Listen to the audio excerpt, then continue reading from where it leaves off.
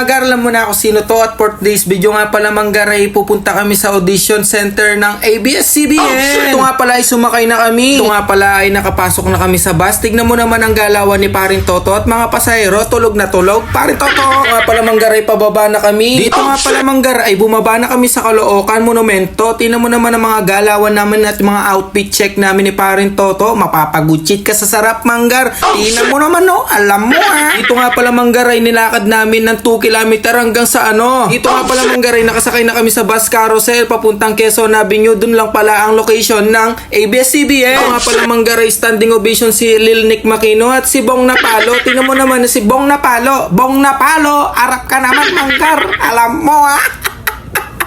Yun mga gar. So yun gar, dito nga pala kami sa ano. Saan to? Quezon Avenue. Kasama natin si Paring Toto. Ayan. Habang binabaybay namin to gar. San Juan. Dito daw boy ah. Suportahan nyo si Paring Toto ha, kung may magpapalike man dyan men. Salamat sa panonood mo gar. Ito nga pala manggar ay nilakad namin hanggang sa audience entrance ng ABS-CBN manggar. Mga siguro mga 2 kilometers away. Paring Toto, bong na baro yan gar. Gar. Marap mga gar. Dito nga pala tayo, malapit na kami sa ABS-CBN sa audience entrance para makapag-audition kami. Yeah. Dito lang yan sa Manila men, no? Kasi natin yun men. Sama na pala natin si Bong. Ay si Bong oh. Bong! Oh, shit! Yan men. Cheese! So yun pare, yan si Paring Toto oh. Pare. Bong Navarro oh. Yes. Layo ng nilakad namin gar. Solid. Papicture mo na si Bong. Ayan. Bong. Baka pogi.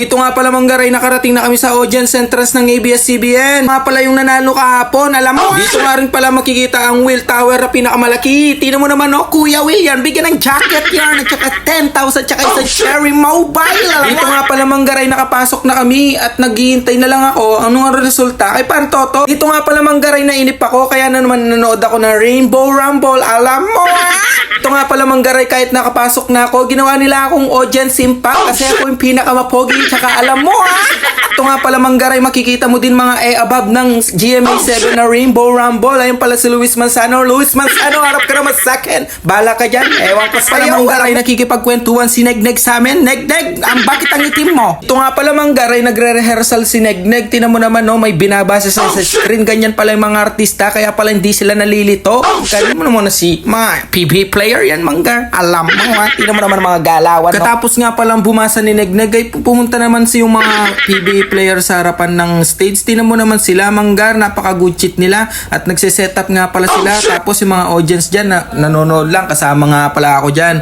Ayan pala si ano, ewan ko yan, si Jerwin Mata yan, ewan ko yan, basta nakita mo lang dyan. Tapos ayan pala yung mga staff nila, inaayos na yung mga gagamitin nila mamaya. Ito nga pala manggar, nakita ko rin si Rico na nagre-rehearsal kung anong gagawin niya mamaya. Tingnan mo naman no, baka after suppers yarn. At dito nga na nga nagtatapos yung video manggar, hintayin nyo na lang yung to be continue ng part 2 ng video namin na yun pala yung mga nakita kong mga PB player dati na sikat. Alam mo ha.